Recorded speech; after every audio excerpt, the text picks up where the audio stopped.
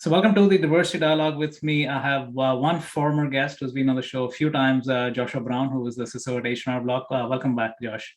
Hey, thanks, Ashwin. And I have a brand new guest who's also part of the H&R Block family as part of Wave HQ, which is Carraig Stanwyck, who is the director of InfoSec. Welcome to the show, Carraig. Thanks, appreciate it.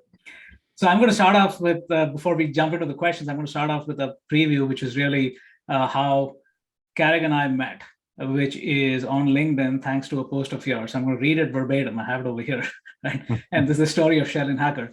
And this is Carraig posting, saying, I'm going to let you on a little secret. Shelin Hacker is going places. Not only does she have the best real time for a cybersecurity professional, real name for a cybersecurity professional, she absolutely rocked her internship with H&R Block.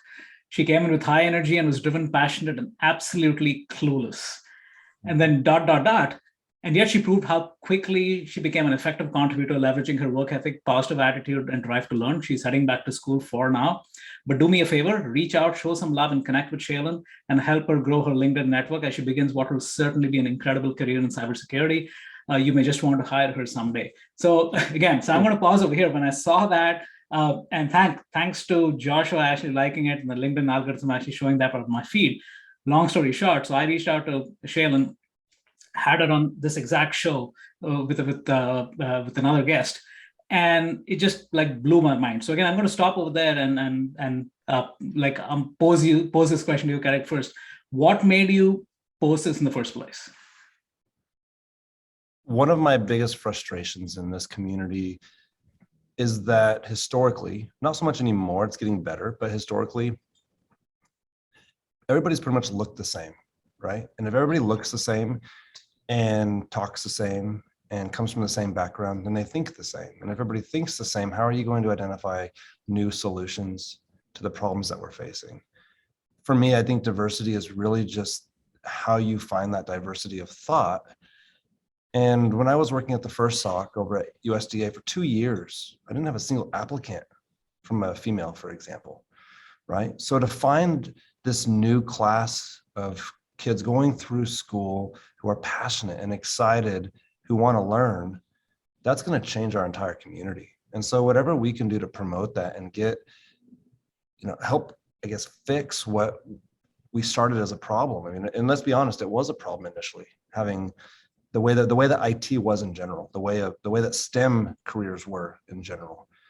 And with 3 daughters of my own, it's very personal to me. So I want to make sure that we can do whatever we can to do that. And thankfully, with a value-based organization like H&R Block, we have the opportunity to think outside the box and to take those opportunities. Wow.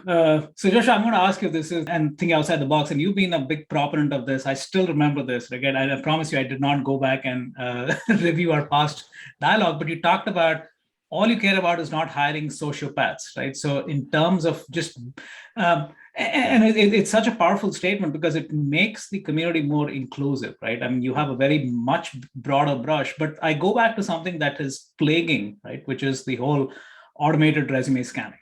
So I'm just thinking to myself, if Shelin had put her resume in through that ARS for internship, she probably would have got, hey, 5 years of nursing experience and no cybersecurity experience, you're out, right? So how do we break that question?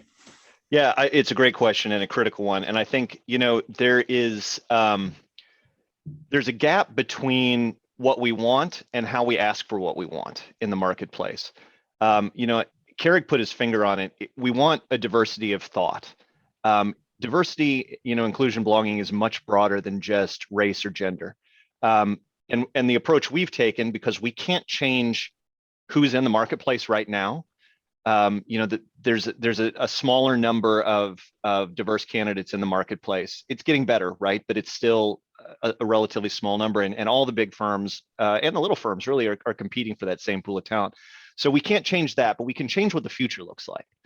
And so a big focus has to be given to stopping, what I call the gatekeeping of security roles, which is, we need to be much more inclusive in the language we use in job postings.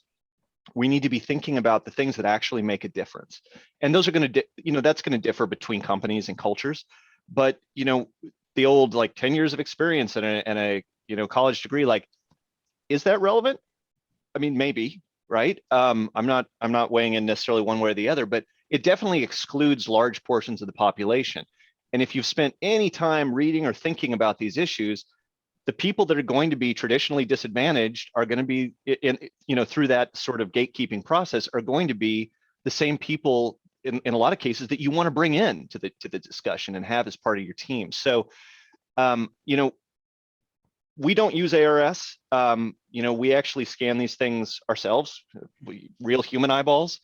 So we're a little old school in that. But what I can tell you is, there's a growing number of services out there that allow you to take your job descriptions and feed them through their neural engine, and they'll tell you like, hey, your language is really masculine biased, or it's disadvantaging to this particular, maybe you're disadvantaging older people that are looking for a second career, right? And needing to start over. I think because we have our own biases that are often unconscious, we're not going to be automatically aware of these things. And so, taking advantage of services like that, you're not going to get diverse candidates into your program if you don't get them to apply. So that's absolutely the first step that you need. I think that we need to get away from this idea that you have to have certain certifications, certain periods of educational objectives, certain number of years in seats, and start talking about the requirements for jobs that actually are relevant to the things that people are going to do every day in that job. I mean, let's be honest. Right now, the part of what makes cybersecurity so much fun is that it's changing so rapidly. I don't care if you graduated yesterday with a 4-year degree, your knowledge is already out of date, or at least a lot of it is, right? So what we're actually looking for is not necessarily the certs or the degrees. We're looking for that passion and that drive and the work ethic and the willingness to go and dive in and learn something. Yeah. And that's really hard to put on paper. How do you put that on your resume that you're really good at that? I mean, I'm an amazing Googler. I mean, it's tough, right? And so because of that, right now, what I'm seeing a lot on the trends as I spend time on LinkedIn and Twitter is that networking is becoming more and more important, right? If Josh knows how I work and I'm sitting here vouching for Shaylin and Josh is liking that, right? Then you see it. And now Shaylin's network is just blown up, right? She had people and executives from all over the country saying, hey, are you willing to relocate? She was blown away because the networking, right? Even if her applying would never have actually worked. And I think that's what we really have to work on right now as we work to fix some of these HR systems that are more, I guess, legacy built. We have to really work on what works now, right? What can we do now to help get exposure to individuals who may otherwise struggle to find that spot?